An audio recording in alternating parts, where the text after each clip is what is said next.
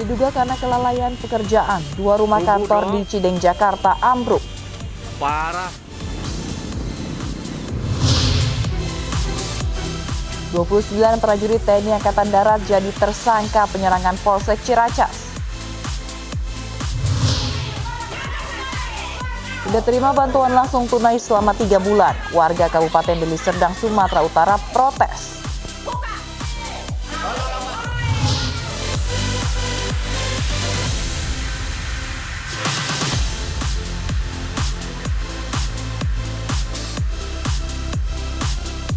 Selamat malam pemirsa, tersangka kasus Joko Chandra dan Jaksa Pinangki bertambah.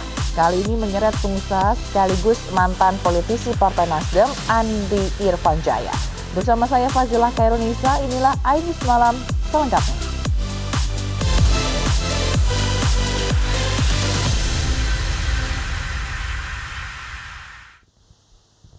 Dua bangunan rumah kantor ambruk di Cideng, Jakarta. Diduga ambruknya rukan itu karena kelalaian pekerja. Polisi berjaga di lokasi ambruknya 2 rukan di Jalan Kiai Caringin, Cideng, Jakarta. Bangunan berlantai 4 ini memang dalam proses perobohan, tetapi ambruk lebih dulu, diduga karena kelalaian pekerja. Tidak ada korban jiwa, namun material bangunan menimpa kabel listrik hingga listrik di puluhan rumah padam.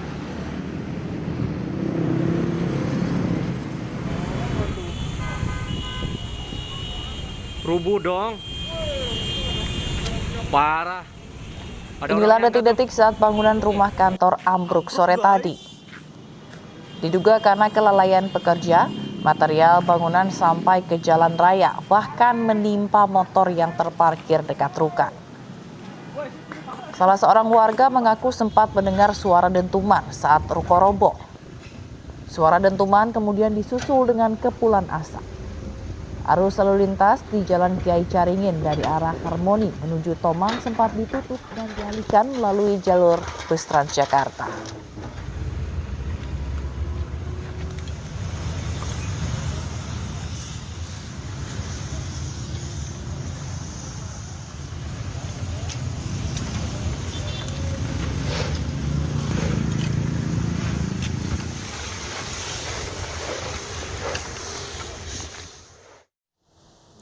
Kantor Badan Narkotika Kabupaten Sukabumi juga ambruk, 5 staf bank terluka.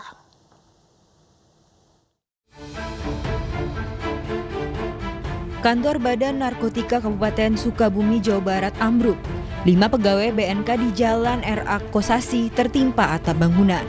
Para pegawai tidak sempat menyelamatkan diri karena gedung yang dibangun sejak tahun 1980-an ini tiba-tiba ambruk. Seluruh korban yang tertimpa dirawat di Rumah Sakit Hermina Sukabumi. Di kejadian itu 5 orang anggota kami jadi korban tertimpa bangunan dan sudah kita bawa ke Rumah Sakit Hermina untuk ditangani. Kendati bangunan ambruk, Kepala BNK Sukabumi memastikan operasional kantor tetap berjalan dan berkoordinasi dengan dinas setempat untuk meminjam bangunan sementara. Dari Sukabumi, Jawa Barat, Wildan Topan, iNews melaporkan. Eksekusi tanah dan rumah di Medan, Sumatera Utara mendapat penolakan dari penghuni rumah. Penghuni menolak karena gugatan sengketa kepemilikan tanah sebelumnya telah dimenangkan di Pengadilan Negeri Medan meski kalah di Pengadilan Tinggi dan Mahkamah Agung. Guna untuk dan menyerahkannya kepada pemohon eksekusi putusan Pengadilan Negeri Medan, junto putusan Pengadilan Tinggi, junto putusan Mahkamah Agung. 6 tahun kami di sini. Betul, Bu. Ini perkara udah 20 tahun saya terangkan. Keluarga Rumaita menolak keluar dari rumah yang mereka tempati saat petugas Pengadilan Negeri Medan akan mengeksekusi tanah yang dibenangkan penggugat Hasan Husaidi yang masih paman kandung Rumaita selaku pihak tergugat. Itu sama dengan Bapak pembunuh. Aksi Rumaita mempertahankan rumah mendapat dukungan dari tetangga. Alasan Rumaita menolak karena ia memiliki hak atas tanah berupa surat dari kecamatan setempat dan sudah pernah memenangkan kasus sengketa di Pengadilan Negeri Medan. Menurutnya ada kejanggalan karena di dalam putusan tidak jelas lokasi dan batas lahan yang akan dieksekusi. milik saya, Pak. Sesuai dengan alasan. Alasan surat tanah yang dikeluarkan pemerintah. Sudah berapa lama tinggal di sini, Bu? Tinggal di sini berapa lama? 66 tahun, Kak. 66 tahun kami di sini. Dibenarkan oleh kecamatan, kelurahan. Apalagi? Tadi kan saya bilang tadi, ada nanti wadahnya. Namun jurusita tetap melakukan penyitaan dan perintah pengosongan lahan yang dibenarkan penggugat di Pengadilan Tinggi dan di Mahkamah Agung. Si perempuan termohon itulah adik dari yang punya pemohon. Awalnya dia tidak punya tempat tinggal, jadi mohon kepada abangnya untuk dapat menempati tanah abangnya sebagai tempat tinggal nantinya. Disetujui abangnya, tapi bilang abangnya nanti kalau kami perlukan tanah ini kami ambil balik. Iya bang, meninggal mamanya.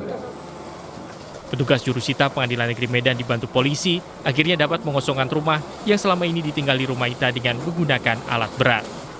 Dari Medan, Sumatera Utara, Ahmad Ridwan Nasution, iNews melaporkan.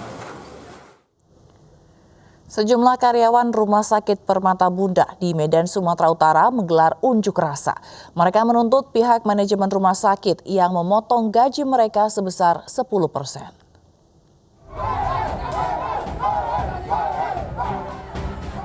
Sejumlah karyawan yang terdiri dari perawat dan non-medis Rumah Sakit Permata Bunda, Medan, Sumatera Utara protes terhadap manajemen rumah sakit yang memotong gaji secara sepihak sebesar 10% di tengah pandemi COVID-19. Mereka juga menuntut kejelasan iuran jam sostek yang selama ini ditunggak.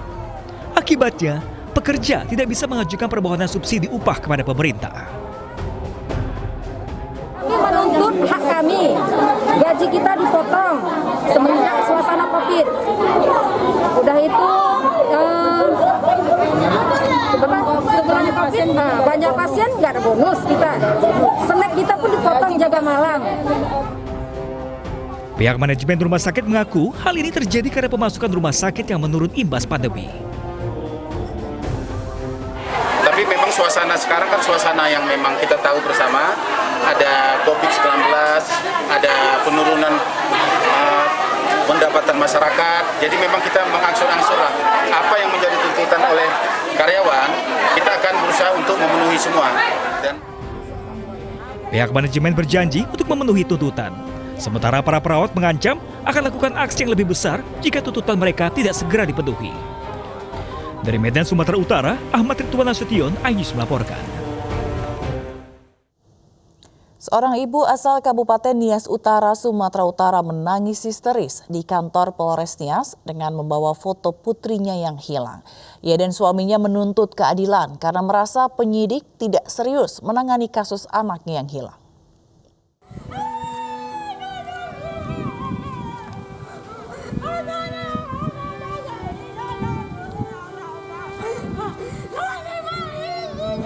Samaria Zega tak lagi mampu menahan kesedihan setelah sebulan lebih putrinya belum juga ditemukan. Samaria menuntut sikap tegas aparat Polres Nias, Sumatera Utara untuk membawa kembali anaknya Marsetia Gea dalam keadaan hidup atau mati. Suami istri asal desa Fulolo, Saloo, Kecamatan Sitoluori ini sejak 25 Juli lalu tidak bertemu anaknya. Marsetia terakhir kali diketahui pergi bersama pamannya. Menurut paman korban, keponakannya yang baru berusia 8 tahun tersebut ditinggalkan di tepi sungai karena terjebak banjir. Namun Samaria dan suaminya curiga karena ditawari 20 juta rupiah agar mengikhlaskan kepergian anaknya. Anaknya itu dibawa oleh paman kandungnya sendiri dan hari itu tidak dikasih izin sama ibu ini. Tapi pamannya memaksa untuk membawa anak ini. Nah sebelumnya juga antara ibu ini dengan saudaranya sendiri yang membawa atau paman itu tidak baik hubungan keluarga mereka. Mereka sudah cacat lah hubungan keluarga mereka. Suami istri ini menduga anaknya tewas dibunuh dan melaporkannya ke polisi, namun tak kunjung mendapat kepastian. Dan kita pun masih dalam melakukan pencarian anaknya sampai sekarang kan belum diketemukan. Ya, tapi kita selalu masih berusaha untuk mencari keberadaan anak daripada yang bersama. Hingga saat ini udah berapa saksi yang sudah diperiksa, Mas? Yang utara masih yang siap itu ya, yang membawa dia itu masih itu sebagai saksi. Kita akan cari saksi-saksi yang lain lah nanti. Keluarga berharap polisi serius menangani kasus ini agar kondisi korban bisa segera diketahui. Dari Nias Utara, Sumatera Utara, Iman Jayalase, iNews melaporkan. Aksi penyerangan sekelompok pemuda di sebuah warung internet di Medan Baru, Sumatera Utara terekam kamera pengawas.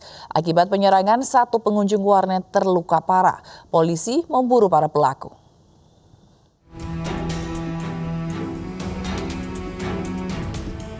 Sekelompok pemuda bersenjata tajam menyerang seseorang di sebuah warung internet di Jalan Jamin Ginting, Pasar 3, Medan Baru, Sumatera Utara.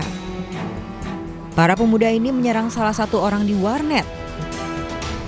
Korban yang diserang berusaha melawan hingga terluka dan dievakuasi ke rumah sakit. Diduga para pelaku menyerang karena dendam lama.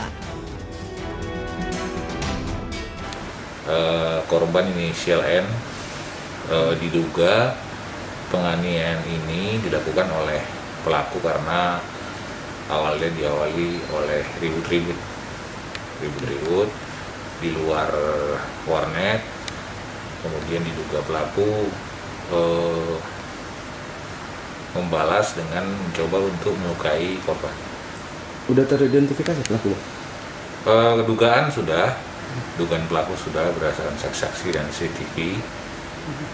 Tapi tentunya kami mohon waktu supaya bisa diungkap lebih cepat.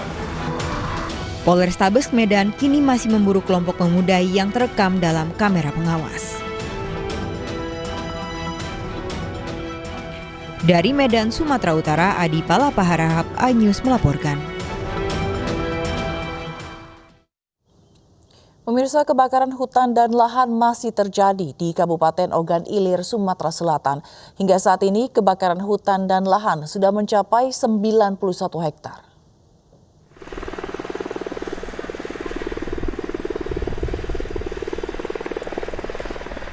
Kebakaran hutan dan lahan di Kabupaten Ogan Ilir, Sumatera Selatan yang terus terjadi sudah mencapai 91 hektar. BPBD Ogan Ilir mencatat ada 38 titik api di lokasi kebakaran lahan. Mayoritas kebakaran lahan terjadi di wilayah Kecamatan Indralaya Utara dan Kecamatan Pemulutan. Sulitnya menjangkau medan lokasi kebakaran dan sumber air menjadi kendala memadamkan api. Apalagi lahan yang terbakar yakni lahan gambut yang dalam dan api sangat sulit dipadamkan. Pemadaman dari udara juga dikerahkan dengan bantuan pesawat heli waterbombing agar api cepat padam dengan maksimal. Kebakaran lahan diprediksi akan mengalami puncak pada musim kemarau. Prediksi BMKG sendiri kita ini puncak musim kemarau kita ini terjadi pada bulan Agustus dan September. Jadi memang wajar apabila terjadinya puncak kebakaran lahan itu sendiri meningkat dari bulan Juli ke bulan Agustus. Posko disiagakan untuk menanggulangi kebakaran lahan yang terjadi. Masyarakat juga diimbau untuk menjaga lahan agar jangan terbakar. Dari Kabupaten Ogan Ilir, Sumatera Selatan, Fitriadi, iNews melaporkan. Kejaksaan Tinggi Bali menolak permohonan penangguhan penahanan terdakwa drummer SID Jering. Selengkapnya sesaat lagi, iNews Malam segera kembali.